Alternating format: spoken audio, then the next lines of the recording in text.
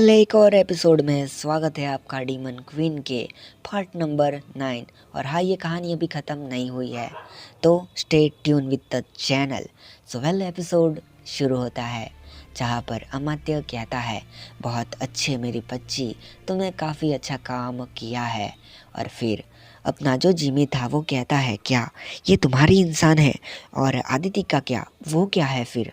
और अमात्य कहता है कि वो भी मेरी इंसान है और वक्त आने पर वो डीमन क्वीन को हरा सकती है या फिर उसे मार सकती है। जिमी कहता है, लेकिन वो होगा कैसे?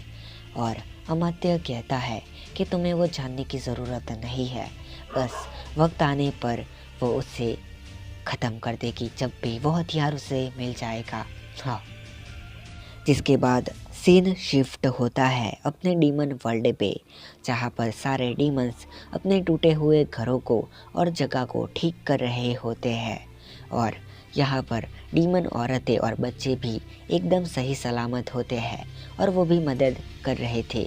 दूसरी तरफ अपनी आदिति अपने बदले हुए रूप को देखकर थोड़ी हैरान होती है और वो कहती है, ये रूप काफ़ी अच्छा है, लेकिन क्या मैं इन शक्तियों का इस्तेमाल करके डीमन क्वीन को मार सकती हूँ? क्या ऐसा हो सकता है?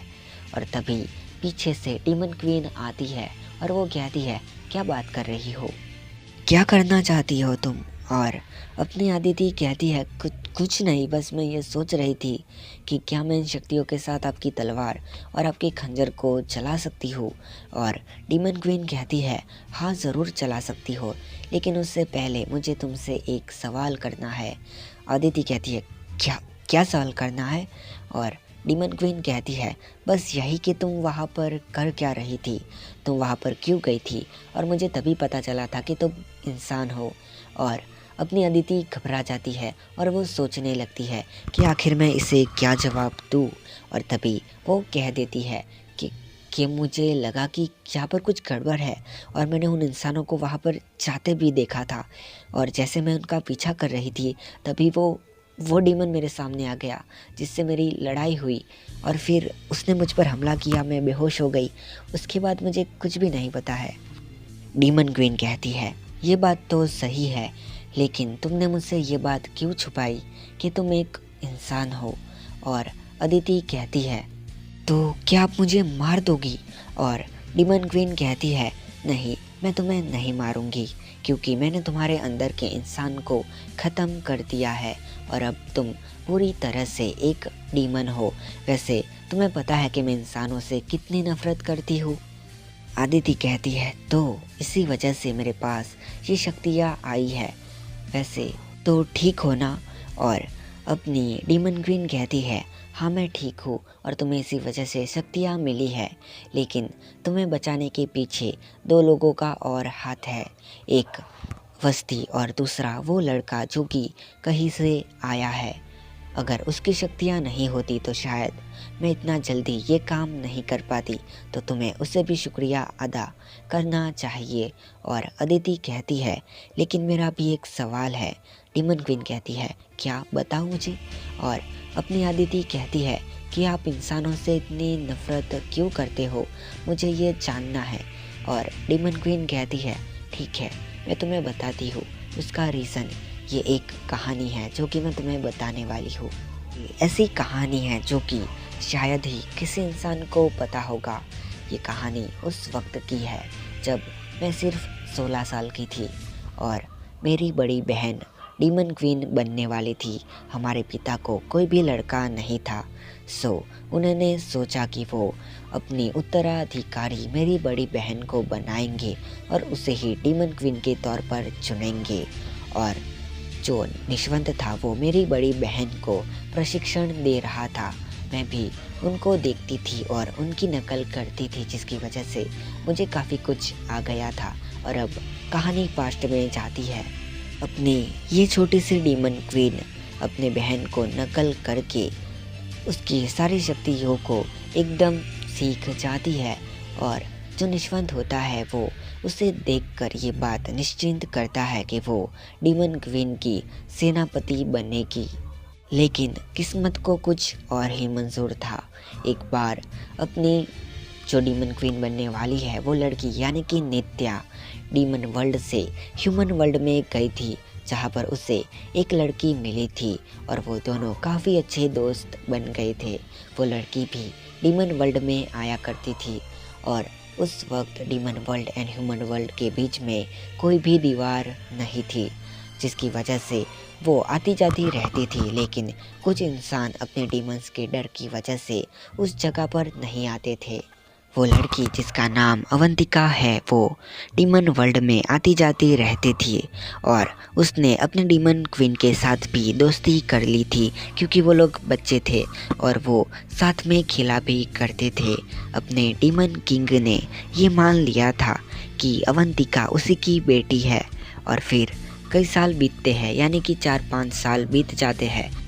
डीमन क्वीन और नित्या दोनों ही उत्तराधिकारी बनने के लिए एकदम ही तैयार थे, लेकिन अपनी डीमन क्वीन को वो गद्दी नहीं चाहिए थी। और अब समय बीतता जाता है और 4 साल कहाँ चले जाते हैं पता नहीं चलता है और अपनी अवंतिका अपने नित्या के साथ काफ़ी घुल मिल जाती है।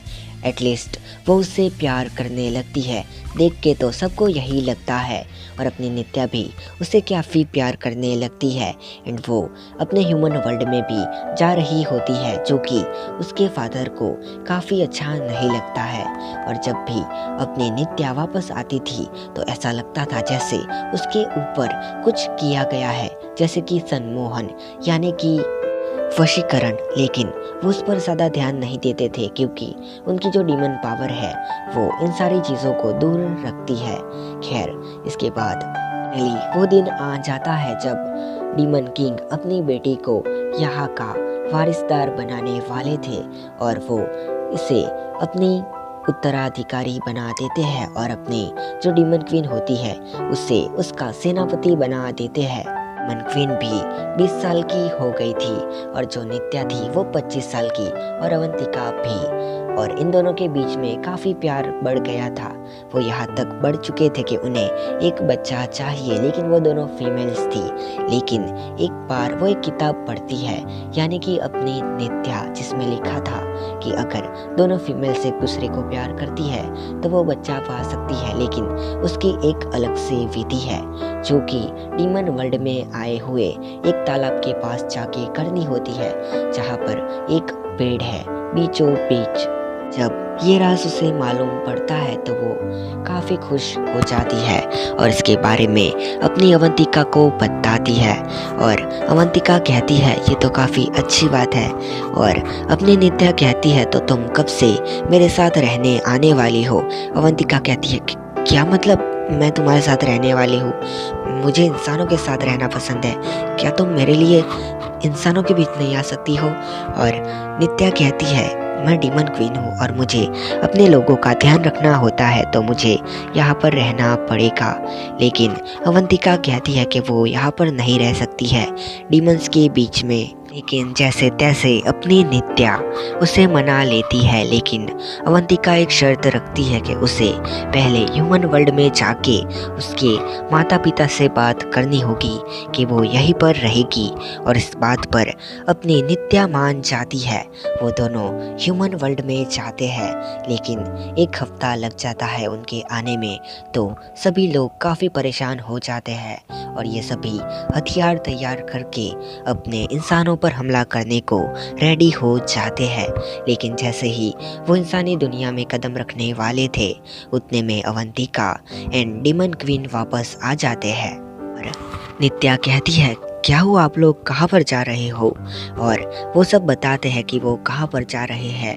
और तब अपनी नित्या बताती है कि इंसानों ने उसका काफ़ी अच्छा ख्याल रखा, यहाँ तक वो तो उसे आने भी नहीं दे रहे थे, लेकिन वो जैसे तैसे उन्हें मना के यहाँ पर आए हैं और अवंतिका अब उसकी पार्टनर है। इसके बारे में ज़्यादा कुछ नहीं बोलते हैं क्योंकि अब नित्या उनकी डीमन क्वीन है। जिसके बाद ये सभी महल में आते हैं, जहाँ पर पूरी बात डीमन किंग को बताई जाती है और डीमन किंग कहता है कि हमें इससे कोई भी दिक्कत नहीं है। अगर तुम्हारा बच्चा होता है तब भी हम उसे अपनाएंगे और नहीं होता है तब भी हमें कोई चिंता नहीं है, क्योंकि डीमंस ऑलरेडी 500 से 600 साल जिंदा रहते हैं और ह्यूमंस की लाइफ इतनी ज़्यादा नहीं होती है। तो जब तक अवंतिका जिंदा रहेगी तब तक नित्या किसी और से प्यार नहीं करेगी और उसी के साथ रहेगी। भी नित्या कहती है, लेकिन पिताजी मुझे पता है कि आपको वारिस कैसे मिलेगा, मैंने वो किताब पढ़ी है। और इसके फादर कहते हैं, मुझे पता है कि तुमने वो किताब पढ़ी है और इसीलिए मैं ये सब कुछ कह रहा था। जिसके बाद ये सभी अपनी जगहों पर मस्त हो जाते हैं, मतलब कि अपने काम पर लग जाते हैं। और इधर अपनी नित्या अपना काम कर रही होती है, डीमंस को संभालना, उनकी तैयारी करवाना कि अगर दुश्मन आ जाए तो वो उनसे कैसे लड़ सकते हैं। और बाकी सारी चीज़ें वो सिखा रही थी अपनी जो डीमन क्वीन होती है रियल वाली, वो भी अपना सेनापति का फर्ज अच्छे से निभा रही होती है। वो डीमंस को तैयार कर रही होती है सबसे लड़ने के लिए और अपनी शक्तियों के बारे में भी उन्हें समझा रही होती है कि वो कैसे उसे एक्टिवेट कर सकते हैं। यहाँ पर निशवंत काफ़ी खुश होता है एंड वो सोच रहा था कि अगर अपनी ये डीमन क्वीन वो उत्तराधिकारी बनती तो कितना अच्छा होता, लेकिन क्या कर सकते हैं, किस्मत को तो ये चीज़ मंजूर नहीं थी। लेकिन जैसे जैसे समय बीतता है वैसे वैसे सारे लोग देखते हैं कि जो डीमन क्वीन नित्या है उसके अंदर काफ़ी बदलाव आ रहे हैं। वो काफ़ी अजीब हो गई है, वो सिर्फ अवंतिका की ही बात मानती है और वो डीमंस को मारने के बारे में एक बार भी नहीं सोचती है। वो अपने पिताजी की बात भी नहीं मान रही थी, जबकि वो पहले के डीमन किंग रह चुके हैं। वो बस अपनी मन मर्जी जता रही थी। वो कुछ इंसानों को अपने डीमन वर्ल्ड में भी ला देती है, जो कि यहाँ के डीमंस को कुछ पसंद नहीं आता है, लेकिन वो उसे मार भी नहीं सकते थे क्योंकि वो इंसानों को वही डीमन क्वीन लाई है। तो अब धीरे धीरे ये हो रहा था कि इंसान आते जा रहे थे और वो डीमंस पर हुक्म चला रहे थे, जो कि यहाँ के डीमंस को बिल्कुल भी पसंद नहीं था, जिसके खिलाफ वो बगावत करते हैं। लेकिन उनकी डीमन क्वीन ये बात बिल्कुल भी मानने को तैयार नहीं थी, जैसे कि उसके ऊपर किसी ने वश कर रखा हो। एक बार अवंतिका अपने इस डीमन क्वीन के पास आती है, यानी कि अपनी ओरिजिनल वाले के पास, और तब अपनी इस डीमन क्वीन को लगता है कि जैसे उसके ऊपर कुछ चीज़ें हावी हो रही है, उसके दिमाग को कोई कंट्रोल करना चाहता है। और तभी वो अवंतिका को दूर कर देती है और कहती है, जितना हो सके मुझसे उतना ही दूर रहो, मुझे तुम पसंद नहीं हो। और अवंतिका कहती है कि तुम ऐसा क्यों कह रही हो, हम तो दोस्त हैं ना, और अब तो मैं तुम्हारी बहन जैसी हो, तो तुम ऐसा क्यों कह रही हो। और डीमन क्वीन कहती है, पता नहीं, लेकिन मुझे तुम्हारा मेरे पास आना बिल्कुल भी पसंद नहीं है, तो दूर रहो वरना मैं तुम्हें मार दूंगी। सो इस बात को आया गया हो जाता है और अपनी जो नित्या वाली डीमन क्वीन थी वो अपने फादर के पास जाती है और वो कहती है कि उसे अवंतिका के साथ 5 साल हो गए हैं और वो चाहती है कि उनका भी एक बच्चा हो। सो क्या वो उस तालाब के पास जा सकते हैं जहाँ पर उन्हें बच्चे की प्राप्ति होगी। और उसके फादर उसे मना कर देते हैं क्योंकि अब उन्हें अवंतिका का खास पसंद नहीं आती है, क्योंकि वो भी अपनी मन मर्जी चला रही थी डीमंस पर। और उन्हें लगता है कि अगर उसका बच्चा हो गया तो फिर वो किसी को कहीं का नहीं छोड़ेगी, यहाँ तक वो इंसानों को यहाँ पर लाके उन पर अपना राज जमा सकती है। सो वो मना कर देते हैं कि तुम नहीं जा सकती हो। और जिस बात पर नित्या की अपने फादर से लड़ाई हो जाती है, मतलब बोलने वाली, लड़ने वाली नहीं, पर यहाँ पर अपनी नित्या को ऐसा लग रहा था कि जैसे वो अपने फादर को मार दे, अभी ही मार दे। और सच में ये सब कुछ अवंतिका कर रही थी, जो कि पीछे से उसके माइंड में डाल रही थी कि इसे मार दो इसे। और अपनी जो डीमन क्वीन होती है वो अपनी तलवार आगे बढ़ाती है। वो ऐसा लग रहा था कि जैसे वो मारना तो नहीं चाहती है, लेकिन वो कुछ कर भी नहीं सकती है। उसके फादर कहते हैं कि तुम अभी कंट्रोल में हो किसी को, तो मुझसे दूर रहो। लेकिन इसका सच में खुद पर कुछ भी कंट्रोल नहीं था और वो अपने फादर पर तलवार जला देती है और उनके एक हाथ को काट देती है। और इसके बाद इनके बीच लड़ाई शुरू हो जाती है और जो नित्या के फादर थे वो इससे एक ही हाथ से लड़ रहे थे और फिर भी वो उस पर भारी पड़ रहे थे क्योंकि उनको काफ़ी एक्सपीरियंस था। और इतने में अपनी जो अवंतिका होती है वो उनके पीछे आ जाती है और उनको पकड़ लेती है और उन्हीं की तलवार को उन्हीं के गले के आर पार कर देती है और उनके गले को धड़ से अलग कर देती है। और यहाँ पर नित्या के फादर मारे जाते हैं। नित्या कहती है, ये तुमने क्या कर दिया, तुमने मेरे पिता को मार दिया। और अवंतिका कहती है, चिंता मत करो, मैं तुम्हारे साथ हूँ, तुम मेरी हो, मैं तुम्हारी हूँ। वो ऐसे शब्द बोल के उसे कंट्रोल कर देती है और कहती है, चलो अब उस जगह पर जाते हैं जहाँ पर हमें बेबी मिलेगा। और फिर ये इसके झांसे में आ जाती है और ये दोनों उसी लेक के पास चले जाते हैं। अपनी जो रियल डीमन क्वीन थी वो कुछ चीज़ें सिखा रही थी डीमंस को, जिसकी वजह से उसे ये पता नहीं था। लेकिन डीमन वर्ल्ड में हाहाकार मच जाता है कि उनके पुराने डीमन किंग मर चुके हैं। और ये सुनकर अपनी ये डीमन क्वीन काफ़ी दुखी होती है। वो रोने तक लगती है और काफ़ी तेज़ी से अपने फादर की बॉडी के पास आती है और वो कहती है, ये किसने किया, ये किसने किया, मैं उसे छोड़ूंगी नहीं, मैं उसे मार दूंगी। और निशवंत आके कहता है कि ये अवंतिका ने किया। अपनी डीमन क्वीन कहती है, नहीं ऐसा नहीं हो सकता है, मेरे पिताजी उसको बेटी की तरह रखते थे, वो इन्हें कैसे मार सकती है निशवंत जी। और निशवंत कहता है, इंसानों की फितरत ही होती है धोखा देना, बस उसने वही किया है, पर किसके लिए किया है ये हमें नहीं पता है बेटी, लेकिन हम उसे नहीं छोड़ेंगे, जो भी इंसान होगा हम उसे मार देंगे। डीमन क्वीन कहती है, मेरी बहन एंड वो कहाँ पर है। और निशवंत कहता है कि वो दोनों उस तालाब के पास गए हैं और ये कहती है, हम भी जाएंगे, दोनों को छोड़ेंगे नहीं, दोनों को मार देंगे। निशवंत कहता है, लेकिन वो तुम्हारी बहन है। और डीमन क्वीन कहती है, मेरी कोई बहन नहीं है, मैं सिर्फ अकेली हूँ और मैं उसे मार दूंगी। बाद कुछ डीमन एंड डीमन क्वीन वो उस तालाब के पास जाते हैं और देखते हैं कि वो दोनों प्रक्रिया कर चुके होते हैं जिससे उनको बच्चा हो जाएगा।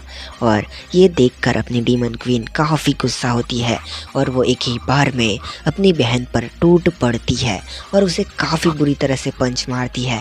इतने मारती है कि उसकी बहन के खून निकल जाता है और उसके कुछ दांत भी नीचे गिर जाते हैं। और फिर उसकी बहन कहती है, तुम ये क्यों कर रही हो। और डीमन क्वीन कहती है, क्यों कर रही हो, ये पूछ रही हो, पूछो मुझे ऐसा क्यों नहीं करना चाहिए, तुमने हमारे फादर को मार दिया, तुम्हें शर्म नहीं आई थोड़ी भी। नित्या अपने स्वॉर्ड उठाती है और कहती है, वो बस मुझे अपनी चीज़ें करने से रोक रहे थे, इसीलिए मैंने उन्हें मार दिया। डीमन क्वीन कहती है, तुम्हारी चीज़ें उनसे ज़्यादा ज़रूरी थी क्या। नित्या कहती है, हाँ मेरे लिए चीज़ें काफ़ी ज़रूरी थी, अगर मुझे तुम्हें मारना पड़ा तब भी मैं तुम्हें मार दूंगी, और अगर मुझे पूरे डीमन वर्ल्ड को मारना पड़ा तब भी मैं मार दूंगी। डीमन क्वीन कहती है, तुमने जो किया है उसका भुगताना तो तुम्हें देना ही होगा। और अपनी तलवार से उस पर हमला कर देती है। इनके बीच तलवारबाजी की शुरुआत हो जाती है। ये दूसरे पर भारी पड़ रहे थे, ये एक दूसरे को काफ़ी घाव देते हैं जहाँ से खून निकलता है। ये दोनों अधमरे से हो जाते हैं, लेकिन फिर भी ये नहीं रुक रहे थे। ये एक दूसरे का गला काटने तक पहुँच गए थे कि जब तक कोई नहीं मरेगा तब तक एक भी नहीं रुकेगा। और यहाँ पर सारे डीमंस अपनी अवंतिका के आसपास हो गए थे उसे मारने के लिए। और ये चीज़ देखकर जो नित्या होती है वो उनकी तरफ जाती है, लेकिन अपनी डीमन क्वीन उसका पैर पकड़ के उसे खाई की तरफ फेंक देती है और उसके ऊपर तलवार से हमला कर देती है और उसके साथ ही कूद जाती है। और वो कूदते उड़ते उड़ते ही लड़ रहे होते हैं। वो खाई में गिर रहे थे, लेकिन उसकी उन्हें परवाह नहीं थी।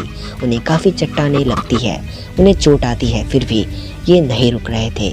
भयानक युद्ध चल रहा था। फाइनली ये उस खाई के अंत तक आ जाते हैं जहाँ पर काफ़ी खतरनाक सा हमला ये दोनों करते हैं एक दूसरे पर।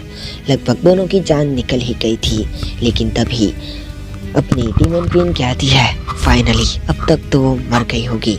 और नित्या कहती है, क्या मतलब तुम्हारी कि वो मर गई होगी। और डीमन क्वीन कहती है, मैंने तुम्हें यहाँ उलझाए रखा ताकि वो सब उसे मार सके। और ये कहती है क्या तुमने ऐसा किया, और वो अपनी सारी पावर अपनी स्वॉर्ड में लगा देती है और अपने डीमन क्वीन पर छोड़ देती है। लेकिन डीमन क्वीन उसे डॉज कर देती है। लेकिन ये तो नित्या की चाल थी, क्योंकि ऊपर की तरफ एक टहनी थी जो कि काफ़ी नुकीली थी। और जैसे ही अपनी डीमन क्वीन ऊपर कूदती है वैसे ही नित्या उसके ऊपर एक जोर से लात मारती है, जिससे अपनी डीमन क्वीन पेड़ की जो टहनी होती है नुकीली उसमें लग जाती है और उसका काफ़ी खून बह जाता है और वहीं पर वो बेहोश हो जाती है। इसके बाद जो नित्या वाली डीमन क्वीन होती है उस जगह पर जाती है तो देखती है कि यहाँ पर सभी ने अवंतिका को मार दिया था, मतलब वो मर ही चुकी थी एकदम। और ये देखकर अपनी नित्या काफ़ी गुस्सा हो जाती है, मतलब कि बहुत ही गुस्सा, और वो सभी पर अपनी सारी ताकत से हमला कर रही थी। कुछ डीमंस वहीं पर मर जाते हैं और कुछ बहुत बुरी तरह से घायल हो जाते हैं। और अपना निशवंत भी उसे कंट्रोल करने का ट्राई करता है, लेकिन गुस्से में वो कंट्रोल में नहीं आती है और वो निशवंत के ऊपर भी भारी पड़ रही थी। निशवंत को लगता है कि जैसे ये इंसानी दुनिया से कुछ सीख कर आई है। जो नित्या वाली डीमन क्वीन होती है वो निशवंत पर काफ़ी भारी पड़ती है, उसे ऑलमोस्ट मार देती है और वो अब अपने डीमन वर्ल्ड पर हमला कर देती है अपनी पूरी शक्तियों से और सारी चीज़ों से सारी एनर्जी खींचने लगती है, यहाँ तक डीमंस से भी, जिससे डीमंस मरने लगते हैं और वो जो उनकी दुनिया थी वो एकदम ही सूखने लगती है, जैसे कि वहाँ पर कोई भी जान नहीं बची है। और नीचे से एक बंदा ये सब कुछ देख रहा था जो कि काफ़ी जवान लग रहा था, मतलब कि 30 साल का वो बंदा होगा और ये कोई और नहीं अपना अमात्य था। वो कहता है अब मैं इस दुनिया पर राज करूँगा। इस डीमन क्वीन को मारने के बाद उसकी सारी शक्तियाँ मेरी हो जाएगी, वो मेरे कंट्रोल में है। सॉरी, माफ़ कर देना मेरी बेचारी अवंतिका, तुम्हें मरना पड़ा इसके लिए, लेकिन कोई बात नहीं, तुम्हारा। और यहाँ पर नित्या सच में सब कुछ ख़त्म कर ही चुकी थी, वो सारी रिसोर्सेस तक को ख़त्म कर रही थी। और तभी अचानक से उसके आर पार कोई तलवार घुसा देता है और ये अपनी डीमन क्वीन थी। डीमन क्वीन कहती है इतनी आसानी से नहीं, इतनी आसानी से मैं तुम्हें किसी को भी नहीं मारने दूंगी, समझ गई तुम। और जो अपनी नित्या वाली डीमन क्वीन थी वो इधर गिर जाती है नीचे, पर फिर भी वो खड़ी होती है और अपनी डीमन क्वीन से लड़ने लगती है। अब दोनों ही एक दूसरे से फिर से लड़ने लगते हैं, लेकिन अपनी जो ये वाली डीमन क्वीन थी वो काफ़ी कमज़ोर पड़ चुकी थी क्योंकि उसका काफ़ी खून बह गया था। तभी अपनी रियल वाली डीमन क्वीन को किसी की आवाज़ आती है जो कि कहती है कि उसके गले में जो लॉकेट है उसे तोड़ दो, तभी वो काबू में आएगी। और अपनी डीमन क्वीन ऐसा ही करती है, वो नित्या के गले में जो लॉकेट था उसे तोड़ के फेंक देती है।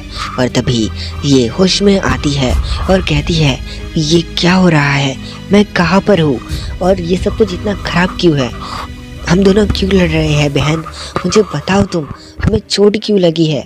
और अपनी डीमन क्वीन कहती है मतलब तुम किसी के काबू में थी, ये सच सच बताओ कि आखिर क्या हुआ था ह्यूमन वर्ल्ड में।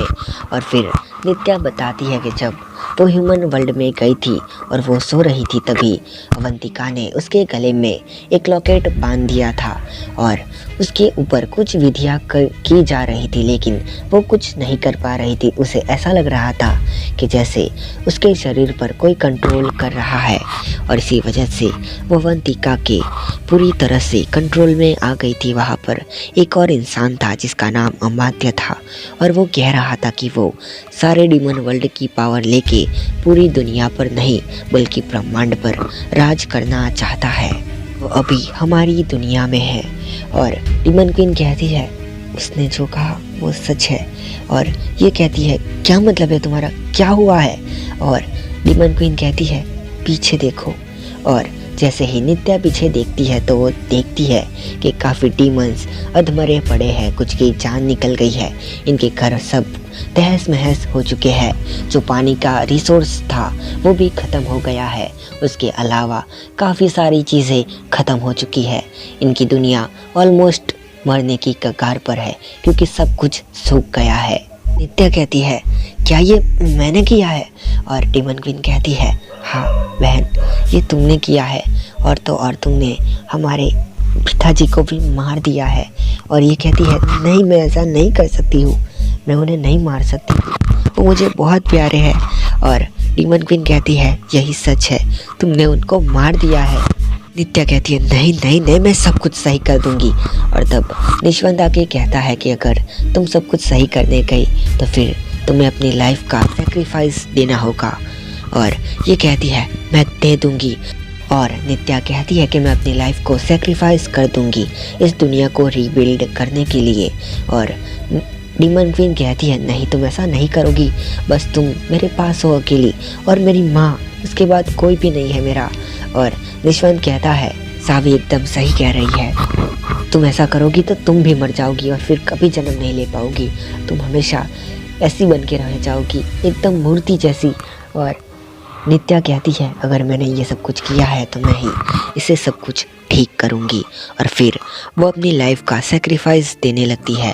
वो अपने अंदर से जो भी सारी चीज़ें खींची थी वो बाहर डालने लगती है और चीज़ें नॉर्मल होने लगती है, लेकिन उसकी बॉडी एकदम पत्थर जैसी होने लग जाती है और वो एकदम ही पत्थर बन जाती है।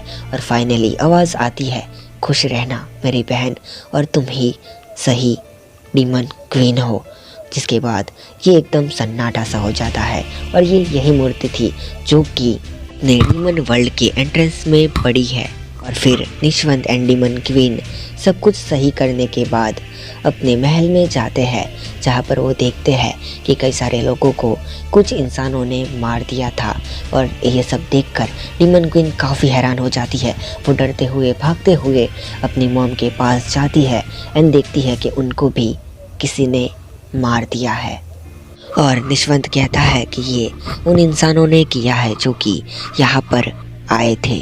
और डीमन क्वीन कहती है, मैं किसी को भी नहीं छोड़ूंगी, मैं सारे इंसानों को मार दूंगी। और तब निशवंत कहता है कि तुम्हें ऐसा नहीं करना चाहिए, अगर तुमने ऐसा किया तो फिर हमारी पूरी दुनिया खतरे में पड़ सकती है। तुम्हारी बहन की नादानी की वजह से पहले ही हम अपने रानी राजा को खो चुके हैं और कई सारे लोगों को भी। तो अब मैं नहीं चाहता हूँ कि कुछ भी ऐसा हो। अब से तुम मेरी बात मानोगी और मैं जैसा कहूँगा वैसा करोगी। हम इस दुनिया पर एक सील लगा दें जिससे कोई भी यहाँ पर ना आ सके बिना मर्जी के। और ये दोनों ऐसा ही करते हैं, अपनी पूरी ताकत लगा के यहाँ पर एक बहुत बड़ा कवच लगा देते हैं जिससे कोई भी इंसान नहीं अंदर आ सकता है। और निशवंत बताता है कि एक अमात्य नाम के बंदे ने ये सब कुछ किया था, यानी कि उसके पिता को मरवाने के पीछे उसकी माँ के और उसकी बहन के पागल होने के पीछे भी उसी का हाथ था। और डीमन क्वीन उससे पक्की दुश्मनी बांध लेती है। वो कहती है कि जब भी हमारी मुलाकात होगी तब तुम मेरे हाथों से मरोगे अमात्य। और अब प्रेजेंट में हम देखते हैं कि अपनी आदिति काफ़ी सैड हो गई होती है। ये स्टोरी सुन के वो रोने तक लगती है क्योंकि उसके भी मॉम डैड ऐसे ही मरे थे। और अपनी डीमन क्वीन के मॉम डैड भी, डीमन क्वीन भी थोड़ी सी सैड होती है। और वो कहती है, तुम्हें पता चल गया कि आखिर मैं इंसानों से क्यों नफरत करती हूँ? आदिति कहती है, हाँ मैं समझ गई, पर मैं भी अब इंसानों से नफरत करती हूँ। और तब अपनी डीमन क्वीन कहती है, वैसे सब कुछ तो सही हो गया था, लेकिन जो अवंतिका थी उसके पेट में जो बच्चा होने वाला था उसका सोर्स किसी ने निकाल लिया था जब वो मर गई थी। और हमें नहीं पता है कि आखिर वो चीज़ अब बच्चा बन गई है या नहीं, क्योंकि उसे काफ़ी साल बीत चुके हैं। तो अगर वो चीज़ अभी बच्चा बन गई होगी तो उसे 25 साल हो गए होंगे। तभी आदिति कहती है कि मैंने भी सुना था कि महल में कुछ बनाया जा रहा है, जिससे कि कुछ रहस्य, लेकिन जब मैं 4-5 साल की थी तब मैंने सुना था। तो ये हो सकता है कि उस चीज़ पर काम हो गया हो, वो बच्चा बड़ा हो गया हो और वो आपको मारने के लिए तैयार हो, ऐसा भी तो हो सकता है ना। डीमन क्वीन कहती है, मुझे फ़र्क नहीं पड़ता है, मैं उसे भी मार दूंगी उसकी माँ की तरह, समझ गई तुम? आदिति कहती है, लेकिन आप मुझसे सैड क्यों है, आप ऐसे क्यों रूडली मुझसे बात कर रही हो? और डीमन क्वीन कहती है, कुछ नहीं, बस मुझे वो सब कुछ याद आ गया इसलिए। अदिति कहती है लाओ मैं आपको शांत करती हूँ। ये कहती है कैसे, और अचानक से ये एक दूसरे को किस कर लेते हैं। यानी कि अदिति ने किया था किस तो, लेकिन ये दोनों ही खो जाते हैं और काफ़ी लंबी चुम्मा चाटी इनकी चलती रहती है। और अपनी अदिति सैड डीमन क्वीन को बेड पर ले जाती है और वो एक दूसरे को अनड्रेस करने लगते हैं। जिसके बाद क्या होगा ये तो तुम लोग जानते ही हो। खैर, इसके बाद हम अमात्य की साइड को देखते हैं, जहाँ पर अमात्य कह रहा होता है वो चीज़ उसे मैंने कन्वर्ट कर लिया था एक बच्चे में। और जिमी कहता है हे पागल आदमी, तुम क्या बोल रहे हो, मेरे तो कुछ भी समझ नहीं आ रहा है। और अमात्य कहता है तुम्हें समझ भी नहीं आएगा, टीन के डिब्बे। जिमी कहता है एक्सक्यूज़ मी, मैं कोई टीन का डिब्बा नहीं हूँ, मैं एक काफ़ी खतरनाक हथियार हूँ, समझ गए तुम, वक्त आया तो मैं तुम्हें भी मार सकता हूँ। और अमात्य कहता है ठीक है वो तो देख लेंगे जब वक्त आएगा, लेकिन अभी मैं तुम्हें कुछ बताने वाला हूँ। जिमी कहता है पता नहीं ये बुढ़ा मुझे क्या दिखाने वाला है। हाँ अमात्य बोलो क्या दिखाने वाले हो। और अमात्य कहता है चलो मेरे साथ। और फिर ये दोनों ही कारावास में जाते हैं, जहाँ पर जिमी उस कारावास में किसी को देखकर शॉक हो जाता है और वो कहता है शिट ये क्या है। और फिर यहाँ पर जिमी देखता है कि जो कि समर है वो यहाँ पर कैद है, वो भी अदृश्य शक्तियों से। और फिर यहाँ पर एक और किसी पर्सन की एंट्री होती है लाल कपड़ों में, जो कि लड़की थी। और उसके आते हुए ये एपिसोड ख़त्म हो जाता है। सो देखते हैं कि आखिर ये सब क्या चल रहा है। और अब एक ही पार्ट बचा है, तो बने रहना चैनल के साथ। और पता नहीं इसका वीडियो कब आएगा, 1 महीने बाद या 2 महीने बाद, पर तुम बने रहना यार, मैं डाल दूँगा, समझ गए। सो नए हो तो चैनल को सब्सक्राइब कर देना और पुराने हो तो लाइक और कमेंट कर देना। इससे तो ज़्यादा मैं क्या ही मांग सकता हूँ। सो मिलते हैं नेक्स्ट वीडियो में, तब तक के लिए बाय और सायोनारा।